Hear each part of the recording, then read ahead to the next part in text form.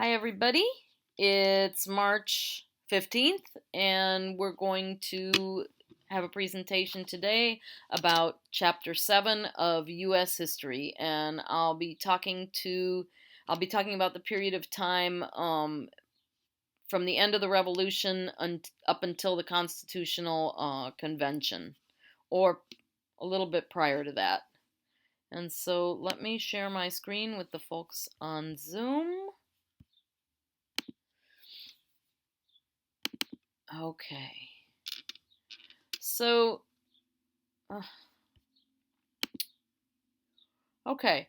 So, es marzo 15 y hoy vamos a hablar del periodo de tiempo después de la revolución y un poco antes de que hicieron la convención constitucional. So, okay. So, pero tengo una introducción. I have a little introduction because I want to talk to you about something. So, primero, si pueden ver esta imagen, a ver si lo hago más grande por un momento. Oh no, I can't. So, if you could look at this image, I want to think about this idea of history. As I was reading the book, I noticed that the sections are divided in such a way that we always have marginalized people having their own section. And to me, that feels kind of artificial because I'm not sure how to deal with it, but it feels artificial because you're marginalizing marginalized people by not including them in the other sections that talk about the other things that are going on, because it's not really other things that are going on, but all of these things are happening at the same time, and the people who are marginalized are being affected just as much as anybody else, and their reactions and responses to what's happening also affect history. So it's interesting that while the textbook is very good in bringing these issues forward, they're not interwoven together. And I'm trying to figure out how to weave them together. If you look at this image that I put here, which unfortunately it's kind of small, and I'm not sure how to make it bigger right now, but this is a weaving, and history is a weaving together of many people's stories. Oops. So, estaba dando una pequeña introducción porque quiero hablar un poquito de cómo el libro separa las historias de la gente que ha sido tradicionalmente marginalizada en este país y cómo, aunque el libro, el texto, está haciendo un buen trabajo por lo menos en traer esos asuntos de la gente y traerlos a nuestra atención y hablar de esos, porque claro, cuando yo estudié la historia en la high school ni siquiera casi hablamos de esas cosas. So sí está mejor la situación, pero se me hace interesante que sin embargo las personas que han sido tradicionalmente marginalizadas todavía están en una sección separada en cada capítulo. Ellos tienen su sección separada de lo demás, como si los acontecimientos estuvieran pasando sin su participación y sin afectar a esa gente, aunque sí está. Okay, so it's interesting how and it's hard to figure out how to work this out, because on the one hand, we do want to focus on groups that have been traditionally marginalized in this country. We want to shine a spotlight because we want to bring that history to light and understand that that history is everyone's history. There's no, white people's history, black people's history. All of our histories are woven together. That's why I have this image here, because you can pull any one of the threads and they don't stand on their own. They're all woven together. So it's interesting that in attempting to address what has been ignored in the past, because when I was in high school, we didn't talk about women and what was happening with women most of the time. Maybe there'd be a little tiny paragraph. So the textbook is addressing that and focusing on it, which is good, but at the same time, it's still in a separate section. So it still creates the feeling in us that it's separate histories happening, when in fact everything's happening at the same time. So esta división en el texto todavía nos da, o sea, sigue con la división de cierto modo, porque estamos aprendiendo de los acontecimientos, y de repente, ¿y las mujeres? ¿Y los afroamericanos? ¿Y los nativoamericanos?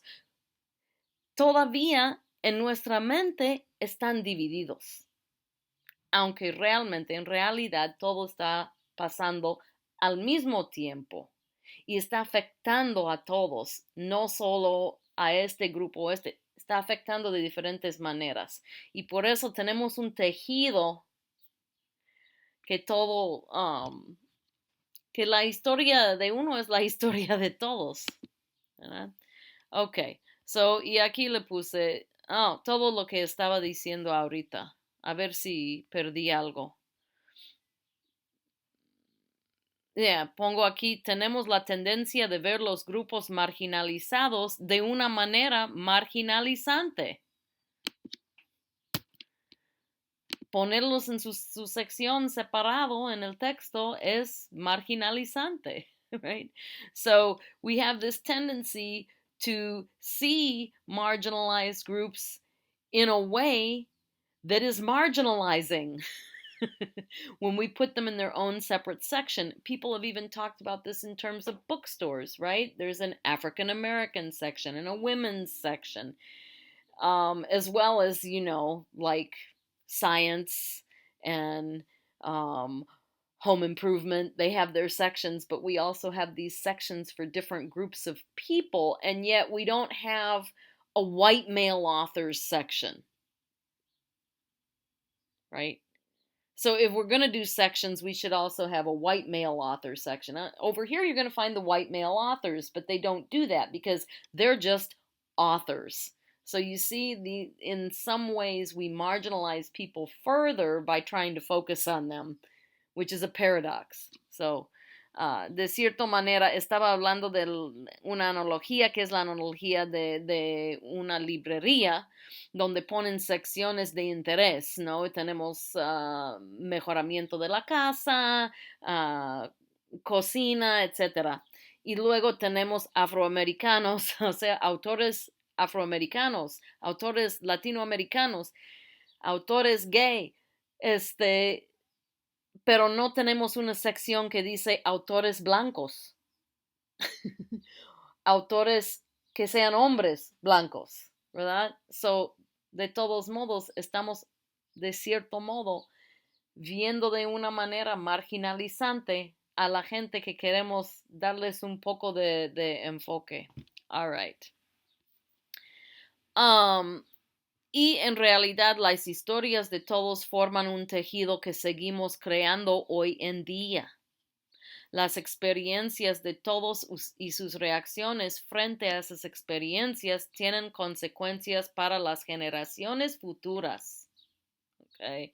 So in reality, everybody's history forms one big tapestry that's the history that we're still creating now. We're creating history. This is going to be history for future generations, right? And we can't separate out the things that are happening to everybody and say that's one history and this is another. They're all happening at the same time. And so everybody's experiences and reactions to their experiences have consequences for future generations. You never know when the actions of one person can have consequences that are going to affect millions in the future. That's another paradox. It's another paradox. Each individual is both extremely important and not important at all. And it's a paradox because you never know when one person's actions might have a huge effect, right? So, tenemos una paradoja, creo que se dice, de que las experiencias de todos y sus reacciones frente a esas experiencias tienen consecuencias para esas generaciones futuras, que por una parte cada individuo es tan importante porque las reacciones o acciones de una persona puede afectar a millones de personas en el futuro. No sabemos. O sea, por una parte, cada individuo es muy importante y también muy insignificante. Las dos cosas a la vez. Ah, I love paradox. What can I say? So today, now, we're living the consequences of the actions of our ancestors. And part of the reason I'm talking about this is because someone last week said they don't, they would rather just leave the past behind. But we can't really do that because everything that's happening now was built on what happened before, right? And so, in order to understand what's happening now, it's helpful to look at what's happening in the past. What happened? And so, I'm going to try, although I may forget, I'm going to try and point out things that have left a legacy until now. And one of those is that issue of class-based racism, creating division among people of the largest class, which is the working class, right?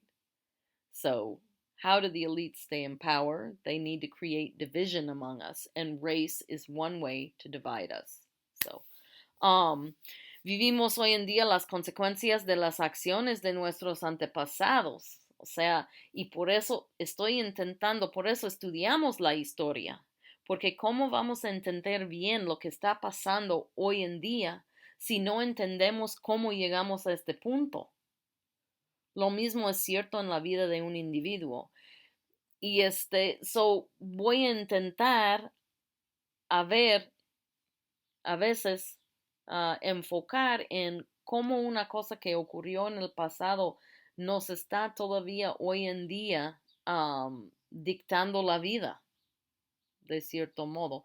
Por ejemplo, por eso quiero hablar de las raíces de lo que es la clase social en el racismo aquí en los Estados Unidos, que es los élites blancos que tenían propiedad, que tenían riqueza, ¿cómo iban a quedarse en su lugar de poder si no mantenían a los demás bajo su control? ¿Y cómo es la manera de hacerlo? Dividir a la gente. Y el racismo es una manera de dividir a la mayoría de la gente. Right? So racism is a way of dividing the majority into smaller groups that are fighting among themselves. Dividir la mayoría entre grupos más pequeños que se ponen a luchar entre sí para los recursos que los dejan. Right? Okay. So, I'm trying to tell the history from a little bit more integrated way, but I am finding it difficult myself. Voy a intentar contar la historia de una manera más integrada, pero se me está haciendo difícil a mí también, porque también mi mente está así acostumbrada. And the reason it's difficult for me to tell the history in a more integrated way is because my mind is also affected by the way I've always been taught to look at these things. And so I'm having a hard time putting it together and looking at it a different way. but I'll try. Okay. So, la filosofía política y social del republicanismo y las realidades del pueblo. Este viene de la sección 1. So, political philosophy, it's the political and social philosophy of republicanism and the realities of the people. Okay. So, I don't have the English version done yet, but I will post it later, the PowerPoint in English. So, first of all, a little bit of background. Our new country had a lot of debt. And they didn't really have any way of raising revenue as a country because they formed these Articles of Confederation, which the central government, which was really just the Continental Congress from during the war, which had some delegates from each state, they would say, well, we need to raise taxes. And they would say, okay, we're going to put a 5% tax on this. And then, they told the states, please tax your people and send us the money. And some of the states just didn't really work very hard at that. So they weren't getting the revenue that they needed to pay off this huge external debt that they had to France and Spain, right? So, el nuevo país tenía mucha deuda. Debían dinero a Francia y España por haberles ayudado con la revolución. Y bajo los artículos de la Confederación no hubo realmente un gobierno federal. Cada estado tenía su propio gobierno. Y el gobierno central consistía nada más del Congreso Continental que había existido durante la guerra. Tenían el poder de recaudar impuestos, pero no tenían ningún poder para enforzarlo. So, decían a los estados, necesitamos un impuesto de 5%, creo. Por favor, colectan ese dinero y mándanoslo. Pero los estados, algunos, pues, no les importaba mucho. Dijeron que sí, pero no lo hicieron. So, a fin que no podían recaudar fondos. Los nuevos estados, habían 13, eran realmente países separados. Nada más tenían como una confederación de amistad. Y supuestamente ese Congreso Continental, para abogar las necesidades del grupo de los 13 estados. Pero realmente no era una nación, eran 13 naciones con un gobierno muy débil. Gobierno federal nacional muy débil. So basically what you had under the Articles of Confederation, where you had 13 states that were literally like 13 separate countries. They had this confederation. It was kind of a let's be friends, let's cooperate with each other for the benefit of all. But the central government was extremely weak. The central government was just the Continental Congress, and they could pass a law that in theory everybody agreed this was good for the good of everybody, that all 13 states would benefit from it, but getting the states to actually enforce the laws or the taxes was pretty much impossible. So, this isn't here, but you've got some interesting things. Let's see. Oh, no, I'll go here. Okay. Switching back to Spanish. Los élites debatieron qué tipo de gobierno sería mejor para el nuevo país. No querían monarquía. All right. So the elites were debating what type of government would be best for the new country. They were doing this all during the war, and they were doing this leading up to the second, or to what we call the Constitutional Convention, the Second Continental Congress after the war. They knew they didn't want monarchy. They knew they did not want all the power in the hands of one person who would then pass it on to his, because let's face it, most of them were men, although with England, we did have queens occasionally. But they didn't want this hereditary monarchy where one person would have most of the power and then pass it on to their succeeding generations. They felt that lent itself too easily to tyranny. So no querían monarquía, no querían los reyes hereditarios que tenían todo el control muy centralizado, con pocos derechos y poca voz para la gente. Sabían que no querían eso. Pero, sin embargo, estaban debatiendo qué tipo de gobierno debían de tener, porque habían diferencias de opinión. So, even though nobody wanted monarchy, there were still hot debates over what kind of government they should have for the new country. And so some wanted what we call a republic. In a republic, the elites hold the power, but it isn't all in the hands of, one person or one family as it is with monarchy, but a group of powerful people, people who, of course, these people who were in favor of this kind of government, that was who they were. Landowning people. If you read the chapter, it's actually very interesting because each state had its own constitution.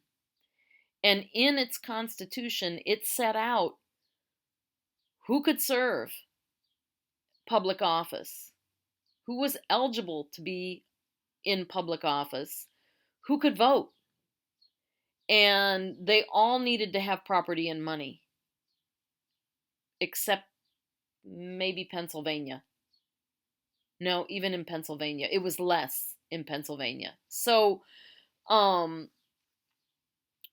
the idea that and of course the people who had this idea were the people who had the property and money that enabled them to serve and thereby continually maintain the government in the interest of themselves, which they felt was in the interest of the security and well-being of everybody. How nice, huh?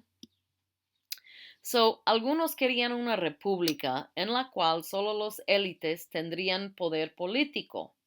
So, pueden ver en el capítulo, cuando leen el capítulo, verán que en esta sección hasta ponen ahí algunos estados y las leyes o reglas que establecieron para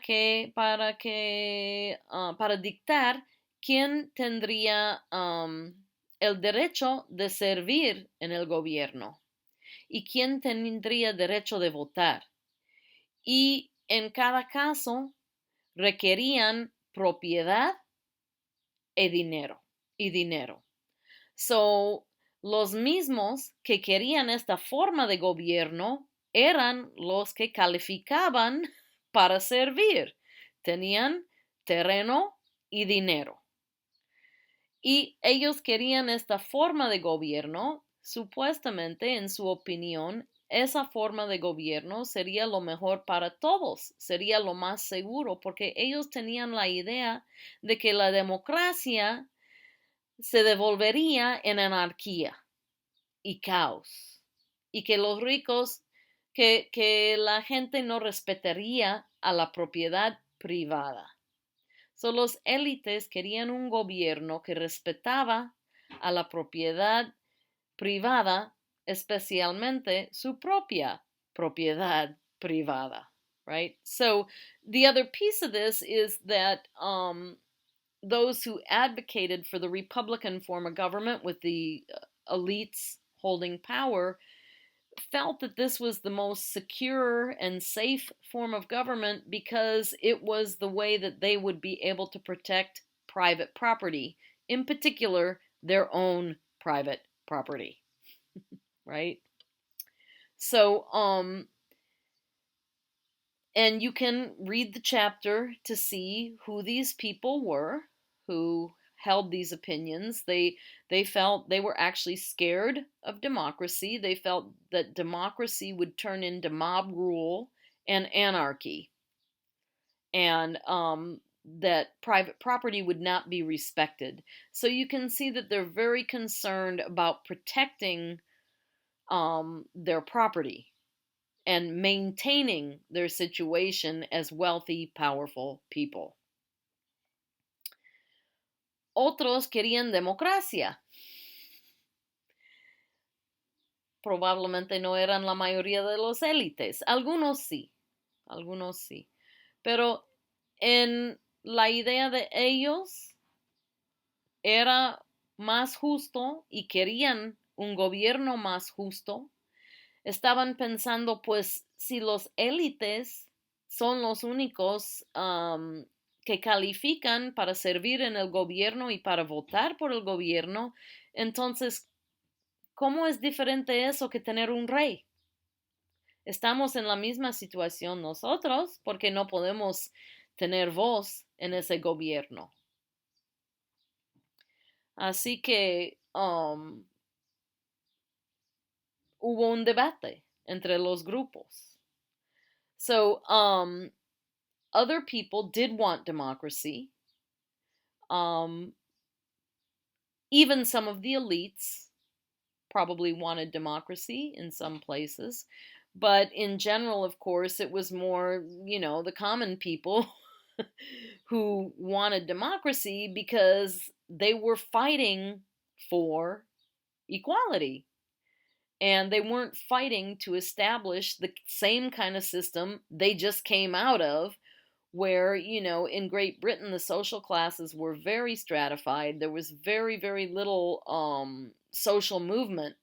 If you were a servant, your kids were going to be servants, and so on into perpetuity, right? And the common people did not have a voice in the government, and therefore, their situation was maintained in that way. So a lot of the colonists came here in the first place to get away from that.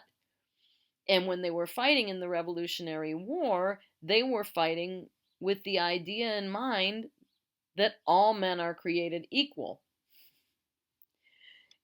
As in the last chapter, we noticed that many enslaved people bought into that idea as well and fought for the revolution because they thought that they would be free. Some fought for the British, but some also fought on the side of the revolution with the idea that they would be free. Because Thomas Jefferson said everybody's equal. Okay. Aparte de la filosofía política del republicanismo, hubo una filosofía social. Y en ese los élites promovieron una ética de republicanismo en que la gente tenía que cultivar ciertas virtudes cívicas. Y ustedes pueden ir al capítulo y ver, Benjamin Franklin hizo una lista de 13 virtudes cívicas. 13 porque hubo 13 colonias, ¿verdad? 13 estados ya, perdón. Pero es interesante su lista de virtudes. Es obvio que está un poco basado en la religión, pero también Quizás no completamente. Pero la idea era de que la gente debía de estar educada, que practicar la moderación, participar en la sociedad, trabajar duro. ¿Okay? Cuando dije el tejido y que todavía estamos viviendo con algunas de esas cosas hoy en día, esa idea de trabajar duro, de no tener, de no estar sin hacer nada, ¿verdad? Todavía lo podemos ver en la sociedad hoy en día. Mira cómo tienen a los niños. Siempre tienen escuela, actividades, tarea. Constantemente tienen que estar haciendo algo. ¿Ok? So, aunque haya evolucionado esa manera de ver las cosas, sin embargo, todavía vivimos con esa idea de que hay que trabajar duro. So, the elites, sorry, that was a long stretch in Spanish. But anyway, the elites, it, republicanism wasn't just a political philosophy, it was also a social philosophy. And the elites promoted this social philosophy, and what it was a behavior. How should a proper citizen of a republic behave in order to maintain a republic that's beneficial for everyone? There was a goal to this. It's not just, oh, follow these rules. There was a goal to create a civic society that was to a certain extent governing itself, where people are participating in governing themselves. The level of participation, that was up for debate. But this notion that, people should be educated and people should have practice certain virtues, moderation, for example, participation, working hard. This was the one. So the hard work, the work ethic. You can definitely see the Protestant work ethic at work here in Benjamin Franklin's list of 13 virtues, which you can see in the chapter. They're interesting. You should take a look at them. And hard work and never being idle. So always having something to do and not wasting. So, well, the waste, I don't know, we waste a lot. So maybe that one didn't carry forward.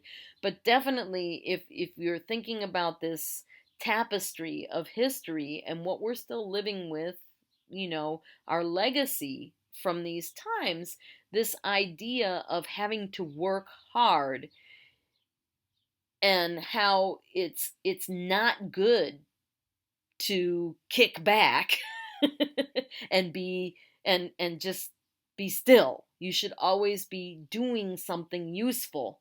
This idea, we're still dealing with this now. We still live with this, and it affects the way we act. And I think even just, one example would be if you look at school and how, or at the way children's lives are so scheduled. There's always something they should be doing. If they're not in school, they're going to a sport, they're, doing homework, right? And so their time is very, very structured. To me, that's a legacy of this virtue of hard work. All right. So, but, I have to fix this slide. The thing, though, about this idea of republicanism and this idea of developing civic virtues and teaching people how to act to have a peaceful and productive society is useful for women,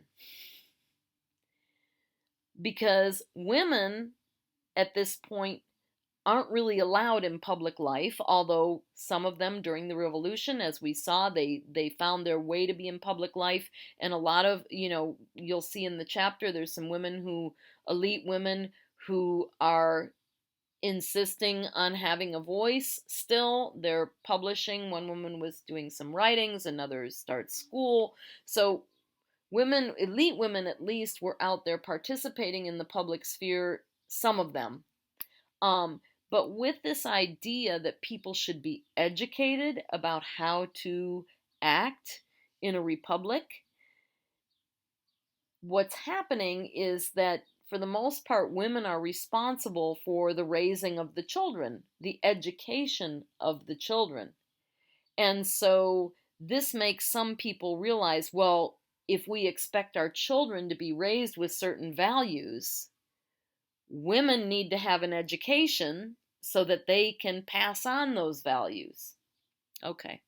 So, mientras todos estos debates están ocurriendo, esa idea que tenían de republicanismo, de que tenía que haber una ciudadanía educada, tiene ventajas para las mujeres, porque las mujeres no tenían voz en la esfera pública, no actuaban mucho en la esfera pública, aunque vimos en el último capítulo y también en este cómo las mujeres élites sí tenían más oportunidad de participar en la esfera pública, y abogaban para la educación de las mujeres. Por una parte, tenían éxito en que la gente empezara a pensar que sí, las mujeres deben de ser educadas, porque las mujeres eran las responsables para educar los niños.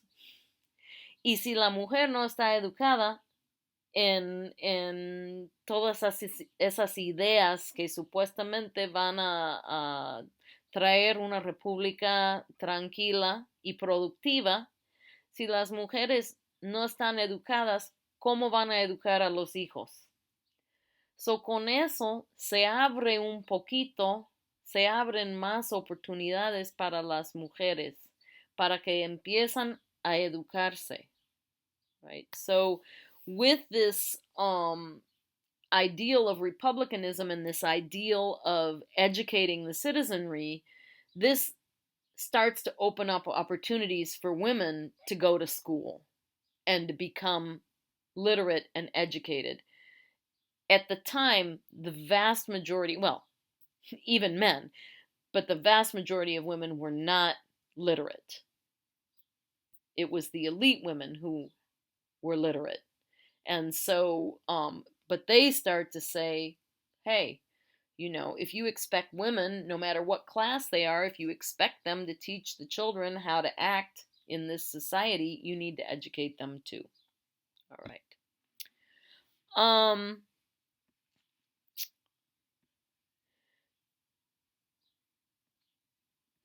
Y otra cosa, junto con eso, porque las mujeres no tenían derecho a la propiedad. No tenían derecho sobre su propia vida, realmente. El hombre les dictaba como si fueran niños. Entonces, algunas empezaron a abogar por lo menos para los derechos a la propiedad de la mujer, para el derecho de educarse, para el derecho de tener empleo, para que se pudiera vivir ella independientemente. All right. So the other issue facing women was that, as in Great Britain, women had no property rights. The only property they owned was the property that they brought with them into a marriage, but even then, the husband had control over it. Excuse me. So, women had no right to any property, which means if a woman was left alone, how did she support herself? So, women started to advocate, along with the idea of women going to school to educate their own children, the idea that a woman should be able to go to school so that she could learn how to do something that would bring her an income that would allow her to live independently and even support a family. So these are the ideas that women are pushing.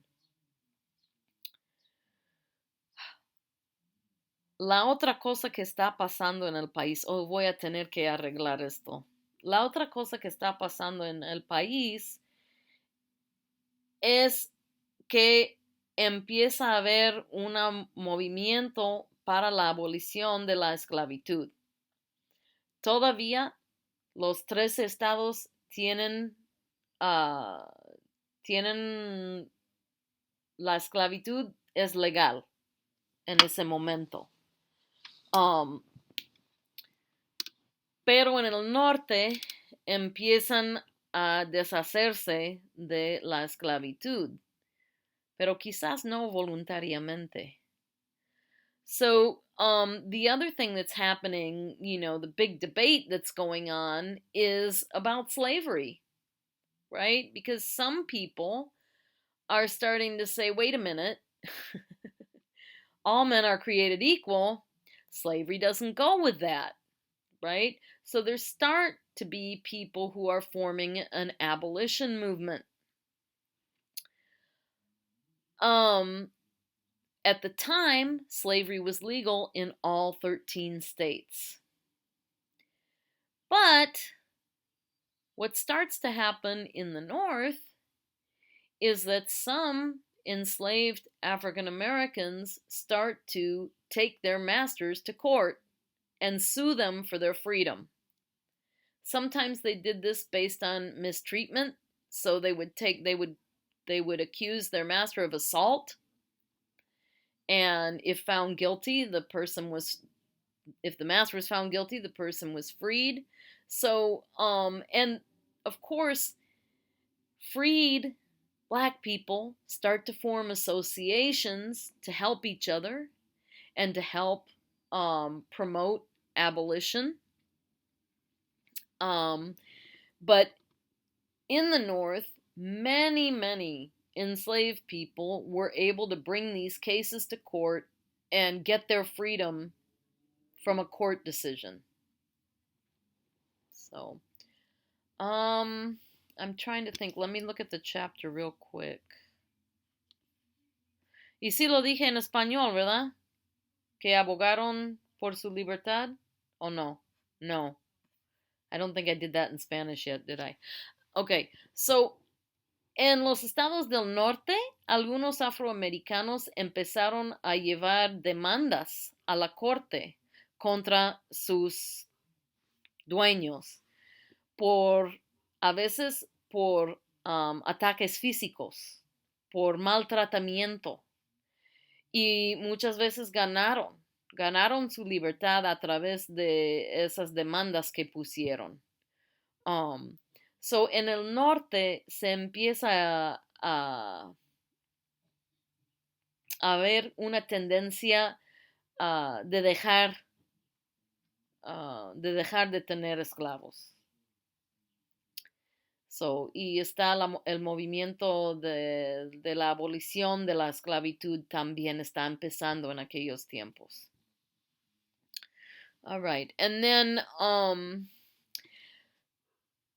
sí. Y vamos a ver luego cómo cuando hacen la constitución que tenemos ahora, cómo figura lo de la esclavitud, porque hubo una gran controversia, varias controversias por culpa de lo de la esclavitud en la constitución.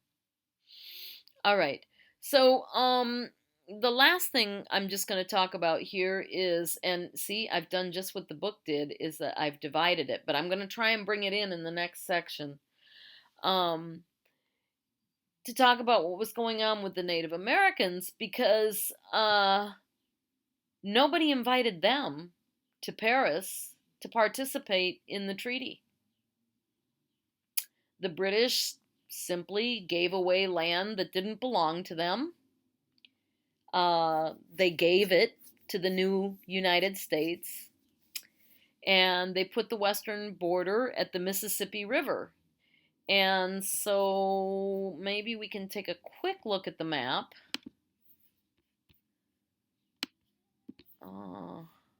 Are you guys seeing the... Let's see, where is it? I think it's here.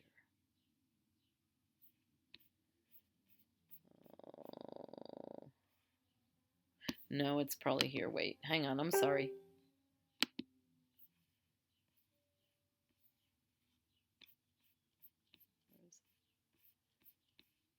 Oh, you have to read about Phyllis Wheatley. Oh, where is it? Where is it?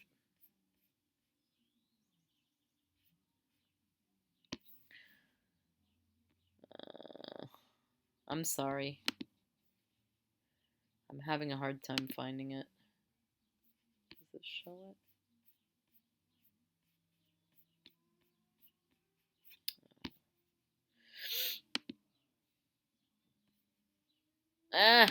Okay, you gotta look at the map, but I can't find it. Oh, that's such a pain. Here? Maybe it's in the previous chapter.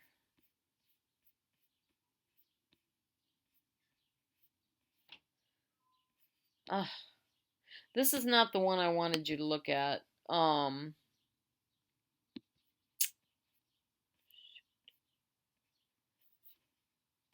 Sorry.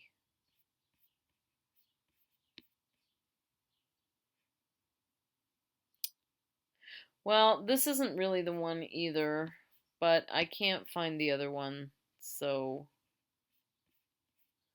Oh, wait, here we go. Here we go.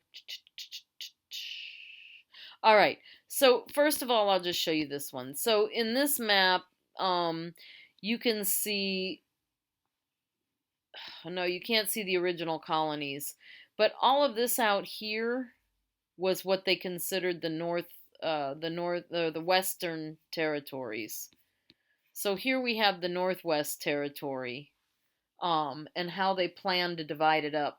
Everything west of here is part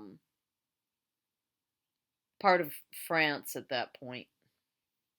Ok, so aquí podemos ver un mapa de cómo planearon dividir los territorios, o sea, los terrenos ajenos, entre estados, para crear nuevos estados. Voy a hablar más de esto en la próxima sección. I'm going to talk more about this in the next section. But just to show you, basically, you know, there was all this populated area, and then, or, well, let's say the whole area was populated, but there was this whole eastern seaboard that was populated with Europeans. And when the United States won the war, Great Britain gave them all these lands out here without ever consulting with the Native Americans as to whether or not they were willing to give that away. So,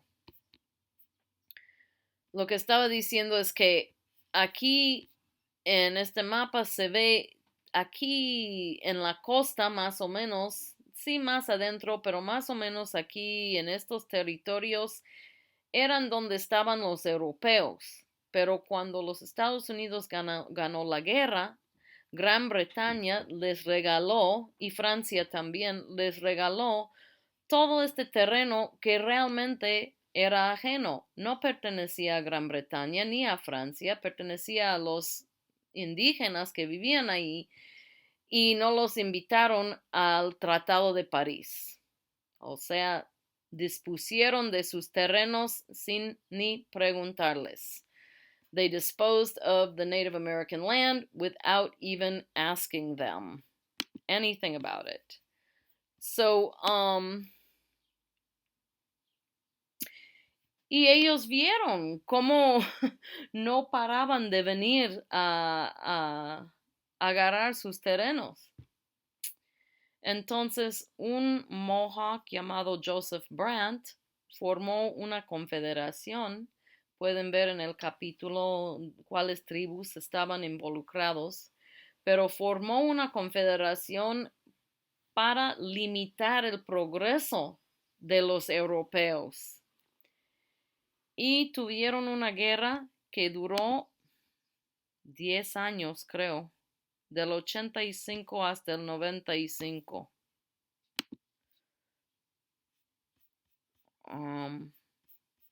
Del 85 hasta el 95. Y desafortunadamente perdieron. So because the Native Americans saw that Europeans were encroaching more and more on their land, Joseph Brant, who was a Mohawk, formed a confederation of different tribes to push back and try to limit this westward expansion. And this led to a war which lasted about 10 years. And unfortunately, at the end, the Native Americans lost this war and so lost even more land than they already had lost. So, okay. And I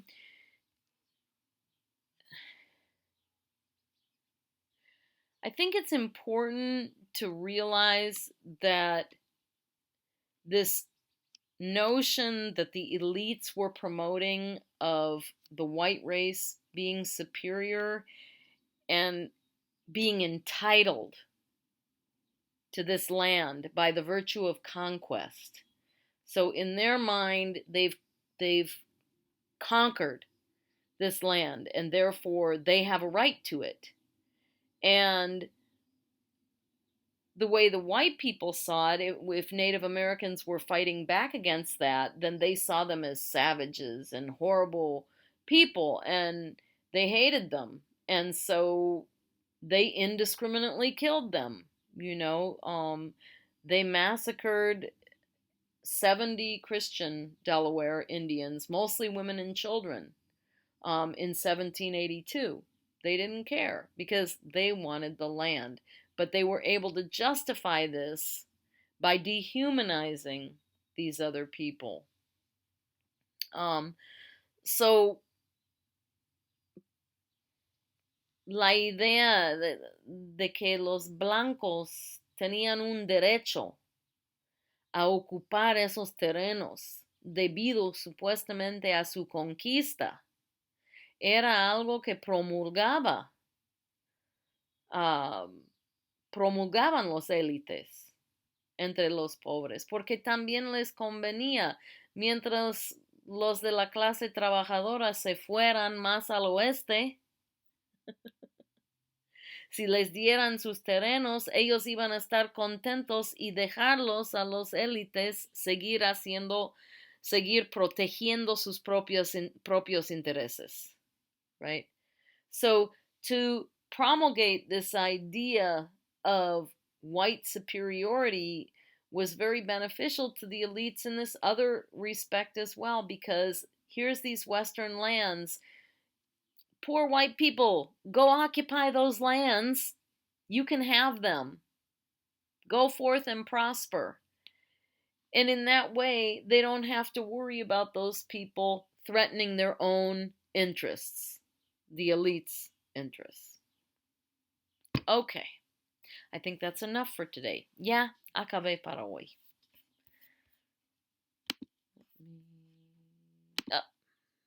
Oops.